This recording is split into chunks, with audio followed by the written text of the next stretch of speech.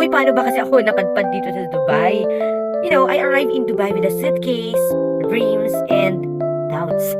Doubts kung kakayanin ko ba dito sa Dubai. Actually, I came here for a vacation lang, 3-week vacation. Dahil stressful na sa work sa Pilipinas, hindi ko naman inaasahan na magtatagal ako dito sa Dubai at i-enjoy ko yung lifestyle dito. Wow, lifestyle, yes. When I first came to Dubai, everything felt new. I didn't know many people kasi ang daming lahi dito, ang daming iba't ibang klase ng tao na na-encounter mo everyday. Yes, I miss home. Syempre, especially my family. There was a time na umiiyak ako kasi namimiss ko yung nanay ko. Ganyan, naluluha na lang ako bigla pero nasanay na.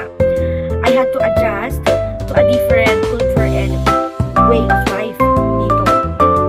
There were days nga na question ko yung sarili ko if I made the right decision to stay here in Dubai. To answer that, yes, I made it. Story lang po, story. Yeah, I came to Dubai for a 3-week vacation, sabi ko nga sa'yo. Pero, ang nangyari, 10 years na ako. Yes, thank you, Dubai. Yes, sir. Bago ma-end ang aking visa or bago ma-end ang aking 3-week trip, may tumawag sa akin na isang company. Pero kailangan ko nang mag-exit. Kulang na yung araw ko. So, kailangan ko na din mag-resign sa Pilipinas. Informing them na hindi na ako uuwi.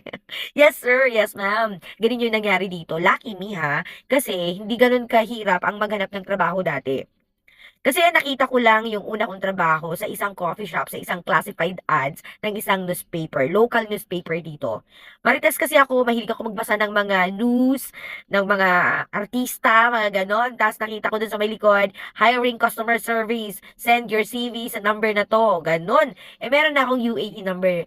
Take note guys, if you want to visit UAE, always buy UAE SIM para yun ang gamitin mong pang message, okay? Means of communication nila is what's up, baby? Yes po. So, doon, sinend ko yung CV ko via WhatsApp and in 3 hours, yan, may tumawag na sa akin inviting for an interview the next day, kinabukasan. So, nag-prepare ang auntie mo. Parang 5 days na lang yata or mga 1 week na lang, pauwi na ako ng Pilipinas. I just tried kasi my friend convinced me na why don't you try applying kasi sayang naman yung pagkakataon, nandito ka na. Medyo nahirapan ba ako? Medyo mahirap din pumunta dito kasi kailangan ko pang mag-cross country. We'll just tackle that in a different topic later. So yun nga po. Na-hire ako sa isang company, food service company. That is my first ever company dito sa Dubai. Thank you Lord, ganyan. Napakadali, napaka-smooth ng aking ang aking anong tawag doon? Journey sa company yan. Pero kailangan ko nang